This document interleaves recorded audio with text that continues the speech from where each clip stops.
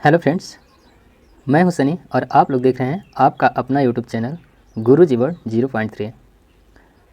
तो दोस्तों, आज के इस वीडियो में हमने बीपीएससी जो टीआरई 3, टीआरई 4, टीआरई 1, टीआरई 2 जितने इसके प्रीवियस क्वेश्चंस हैं जो कि एग्ज़ाम में आए हुए हैं, टीआरई 1, टीआरई 2 और टीआरई 3 जो कि री एग्ज़ाम होने वाला है, वो जितने क्वेश्चंस हैं हम लोग टारगेट बनाया है कि 30 डेज आप लोगों को एक एक वीडियो प्रोवाइड कराते रहेंगे। एक वीडियो में दोस्तों 20 से 25 क्वेश्चंस रहेंगे और उस क्वेश्चंस को व्याख्या करते हुए चलेंगे, ठीक है।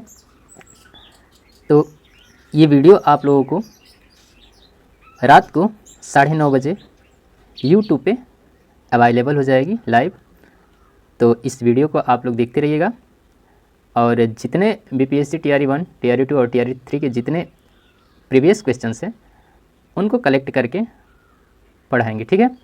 चलिए शुरू करते हैं। और एक काम कीजिएगा, ये वीडियो को अंत तक जरूर देखिएगा, ठीक है। देखिए, पहला क्वेश्चन है, मगध एवं अंग के मैदान निम्नलिखित में से किसके हिस्से में है? मगध एवं अंग के मैदान निम्नलिखित में से किसके हिस्से में है? ये दोस्तों BPSC school teacher 2023 paper second में शिफ्ट 2 में पूछा गया था, ठीक है। तो इसका राइट आंसर है मध्य गंगा का मैदान। मध्य गंगा के मैदान में मगध एवं अंग के मैदान पाए जाते हैं। चलिए इसका व्याख्या हम लोग देख लें। देखिए, मगध एवं अंग का मैदानी पूर्वी उत्तर प्रदेश और संपूर्ण बिहार तक विस्तृत है। इसकी औसत ऊंचाई 50 से 100 मीटर तक है। याद रखिएगा दोस्तों, इसकी जो औसत ऊंचाई है वो 50 से 100 मीटर तक है। मगध एवं अंग मध्य गंगा के मैदान में स्थित है। मध्य गंगा के मैदान में स्थित है। मध्य गंगा का मैदान कृषि के लिए प्रसिद्ध है। दोस्तों, इसमें से ये भी क्वेश्चंस बन सकता है, बीपीएससी टीआरई 1, टीआरई जो 3 है री एग्ज़ाम होने वाला है, इसमें ये भी क्वेश्चंस बन सकता है कि गंगा का कौन सा मैदान है जिसमें कृषि के लिए अधिक प्रसिद्ध है? तो वो है मध्य गंगा का मैदान, ठीक है। बीपीएससी कैसा क्वेश्चन बनाएगी ये तो पता नहीं रहता है, क्योंकि जो लोग दिए होंगे वो जानते हैं, ठीक है। तो चलिए, जो कुछ भी पढ़िए ठोस में पढ़िए। दूसरा क्वेश्चन है, राजनीति की प्रारंभिक पुस्तक नीति सार किसके द्वारा लिखी गई थी? नीति सार किसके द्वारा लिखी गई थी? कौटिल्य, कामंदक, चरक, एक से अधिक, इनमें से कोई नहीं। याद रखिएगा दोस्तों, ये जो नीति सार जो पुस्तक थी वो कामंदक के द्वारा लिखी गई थी। वो किसके द्वारा लिखी गई थी? कामंदक के द्वारा लिखी गई थी। आइए इसका हम लोग व्याख्या जान लेते हैं। देखिए, ये जो राजनीति की प्रारंभिक पुस्तक नीति सार के लेखक हैं कामंदक हैं। यह पुस्तक कौटिल्य के अर्थशास्त्र पर आधारित है। इसमें प्राचीन भारत के राजनीतिक, कूटनीतिक और राजकीय परिदृश्य का वर्णन किया गया है। किसका किसका वर्णन किया गया है? राजनीतिक, कूटनीति और राजकीय परिदृश्य का वर्णन किया गया है। यह पुस्तक गुप्त काल में लिखी गई थी। जो कुछ भी हमने बोला है, जो कुछ भी आप पढ़िएगा ठोस में पढ़िएगा, ठीक है, क्योंकि क्वेश्चंस कहीं से भी बन सकते हैं। देखिए, तीसरा क्वेश्चन है, ऐतिहासिक दक्षिणापथ नामक क्षेत्र का विस्तार है। यानी कि ऐतिहासिक दक्षिणापथ नामक क्षेत्र का विस्तार कहाँ से कहाँ तक है? विंध्याचल पर्वत श्रेणी से कृष्णा नदी के मध्य। इसमें देख लीजिए, इसमें उपयुक्त एक में से अधिक है, यानी कि ये तीनों में ये स्थित है, ठीक है। ये तीनों में इसका विस्तार है। विंध्याचल पर्वत श्रेणी से कृष्णा नदी के मध्य तक, और विंध्याचल पर्वत श्रेणी से कावेरी नदी के मध्य तक, और सतपुड़ा पर्वत श्रेणी से नीलगिरी के मध्य तक, ठीक है। चौथा देखिए, इनमें से किसने भारत में फारसी त्योहार नवरोज की शुरुआत की थी? वेरी वेरी मोस्ट इंपॉर्टेंट दोस्तों।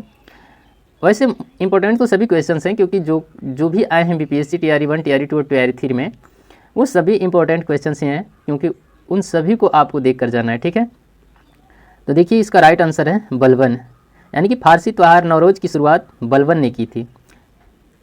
आइए इसका हम व्याख्या जानते हैं। बलबन पहला सुल्तान था जिसने भारत में फारसी त्यौहार नवरोज की शुरुआत की। बलबन फारसी संस्कृत और परंपराओं के प्रति अपने प्रेम के लिए जाना जाता था, अपनी प्रेम के लिए जाना जाता था। उसने अपने दरबार में गैर इस्लामी प्रथम सिजदा और पाबोस को शुरू किया। याद रखिएगा दोस्तों, गैर इस्लामी प्रथम सिजदा और पाबोस की शुरुआत किसने की? वो था बलबन था। ठीक है, बलबन ने सिजदा और पाबोस की भी शुरुआत की है। अगला क्वेश्चन है, मोहम्मद बिन तुगलक के शासनकाल में भारत आए प्रसिद्ध मुस्लिम खोजकर्ता इब्न बतूता किस देश के थे? किस देश के थे? तो याद रखिएगा, ये मोरक्को देश के थे। कहाँ के थे? मोरक्को देश के। इसका व्याख्या है, सल्तनत कालीन तुगलक वंशी शासक मोहम्मद बिन तुगलक के शासनकाल में आए प्रसिद्ध खोजकर्ता एवं यात्री इब्न बतूता अफ्रीका के मोरक्को का निवासी था। ठीक है, ये मोरक्को कहाँ पे पड़ता है? अफ्रीका में पड़ता है।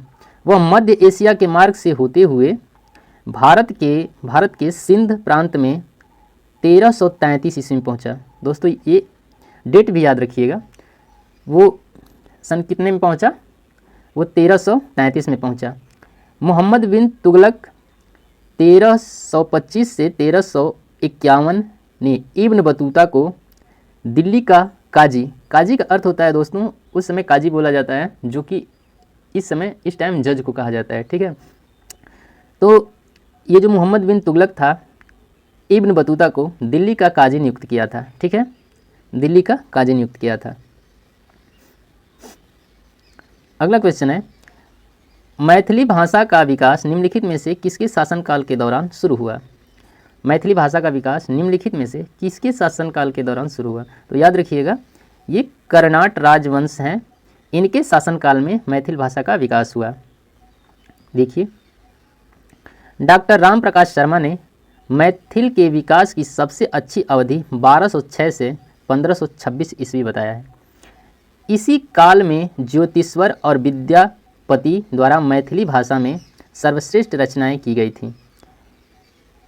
इस दौरान मिथिला क्षेत्र में कर्नाट वंश या सिमराव वंश, याद रखिएगा, कर्नाट वंश को ही सिमराव वंश भी कहा जाता है। ठीक है, 1097 से 1325 ईस्वी का शासन था, और उसी समय यहाँ पे देखिए 1206 से 1526 ईस्वी तक इसमें क्या हुआ? मैथिल भाषा का बहुत ज़्यादा विकास हुआ। ठीक है,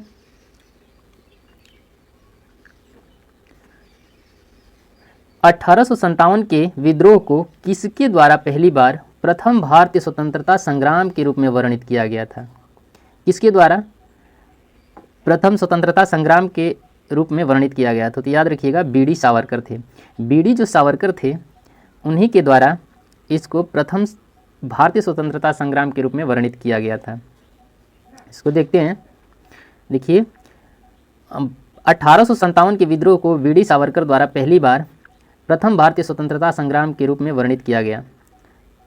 उन्होंने अपनी पुस्तक the Indian war of independence कितने में लिखी है? The Indian war of independence 1857 ईस्वी में लिखा है कि 1857 का भारतीय विद्रोह ब्रिटिश औपनिवेशिक नियंत्रण के लिए व्यापक प्रतिरोध की पहली अभिव्यक्ति थी। ठीक है, निम्नलिखित में से किस तिथि को रानी विक्टोरिया की उद्घोषणा जारी हुई? उद्घोषणा कब जारी हुई रानी विक्टोरिया की? राइट आंसर है 1 नवंबर 1858 को। 1 नवंबर 1858 को। अब देखिए, इसका व्याख्या देख लेते हैं। 1 नवंबर 1858 में इलाहाबाद में आयोजित दरबार में लॉर्ड कैनिंग ने महारानी विक्टोरिया की उद्घोषणा को पढ़ा। अब ये भी आप लोग याद रखिएगा कि महारानी विक्टोरिया के उद्घोषणा को किसने पढ़ा? तो वहाँ पे इलाहाबाद में लॉर्ड कैनिंग ने पढ़ा। ठीक है, उद्घोषणा में भारत में कंपनी का शासन समाप्त कर भारत का शासन सीधे क्राउन के अधीन कर दिया गया। किसके अधीन कर दिया गया? क्राउन के अधीन कर दिया गया। भारत सचिव के पद का प्रावधान किया गया। उसी समय, ये कुछ खास बातें याद रखिएगा, उस समय भारत में जो कंपनी का शासन था उसको समाप्त करके क्राउन के हाथ में दे दिया गया, यानी कि प्रिंस वहाँ के राजकुमार के हाथ में दे दिया गया, और भारत सचिव पद का प्रावधान भी किया गया। तथा उसकी सहायता के लिए 15 सदस्य इंडिया काउंसिल की स्थापना की गई। अगर पूछे कि इंडिया काउंसिल की स्थापना कब की गई तो याद रखिएगा 1858 में, ठीक है। इसकी स्थापना की गई 8 सदस्य ब्रिटिश सरकार द्वारा एवं 7 सदस्य कोर्ट ऑफ डायरेक्टर द्वारा नियुक्त किया गया, ठीक है। तो जो 8 सदस्य थे कहाँ के थे, ब्रिटिश सरकार के थे, और 7 जो सदस्य थे कोर्ट ऑफ डायरेक्टर द्वारा नियुक्त किए गए थे। ये कोर्ट ऑफ डायरेक्टर जब आप पढ़ेंगे 1857 की क्रांति, ठीक है, वहाँ से सब शुरू होंगे।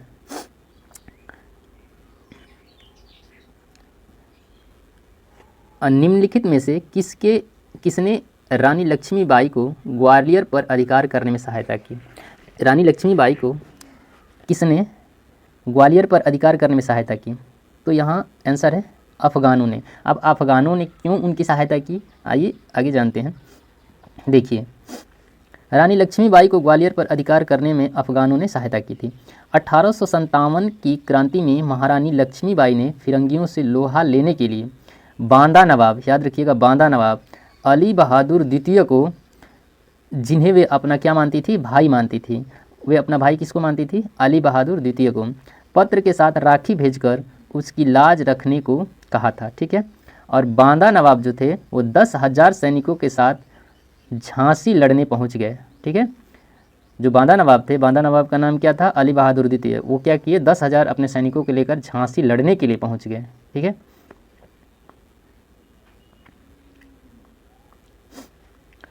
कौटिल्य किस स्थान में राजनीति विज्ञान और अर्थशास्त्र के प्राध्यापक थे, तो वो थे तक्षशिला में। तक्षशिला में कौटिल्य क्या थे, अर्थशास्त्र के प्राध्यापक थे, यानी कि अध्यापक थे। देखिए, कौटिल्य जिन्हें चाणक्य के नाम से भी क्या किया जाता है, जाना जाता है, कौटिल्य को चाणक्य के नाम से भी जाना जाता है, एक प्रसिद्ध भारतीय अर्थशास्त्री, दार्शनिक और राजनीतिज्ञ सलाहकार भी थे, याद रखिएगा।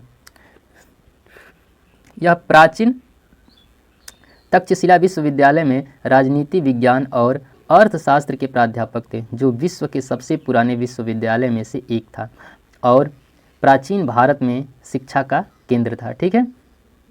तो सबसे पुराना अगर विश्वविद्यालय पूछे अगर भारत में कौन था, तो आप लोग क्या बताएंगे कि जो तक्षशिला था, और तक्षशिला के जो चाणक्य थे वो क्या थे, प्राध्यापक थे। अब 1857 के विद्रोह की सफलता के निम्नलिखित में से क्या कारण थे, तो यहाँ देखिए, उपर्युक्त में से सभी, यानी कि सभी कारण थे। अंग्रेजों की सैनिक श्रेष्ठता थी, विद्रोहियों के पास कोई एकीकृत कार्यक्रम एवं विचारधारा नहीं थी, और समाज के सभी वर्गों में समर्थन का अभाव था, यानी कि सभी जो समाज के जितने वर्ग थे वो उनके आपसी मतभेद के कारण ही 1857 का विद्रोह सफल हुआ, ठीक है। तो आज के लिए इतना ही दोस्तों। हम डेली आप लोगों के लिए 9:30 बजे, ठीक है, 9:30 पे PM को आएंगे लाइव, और 20 से 25 क्वेश्चंस करेंगे हम लोग, और ये 30 डेज का हम लोगों का रहेगा। और अगर आपको इसकी PDF चाहिए तो आप लोग इस टेलीग्राम से जुड़ जाइएगा, और वहाँ से आप लोगों को इसकी PDF मिल जाएगी। हम लिंक डिस्क्रिप्शन में दे देंगे, ठीक है। ओके दोस्तों, आज के लिए इतना ही, धन्यवाद।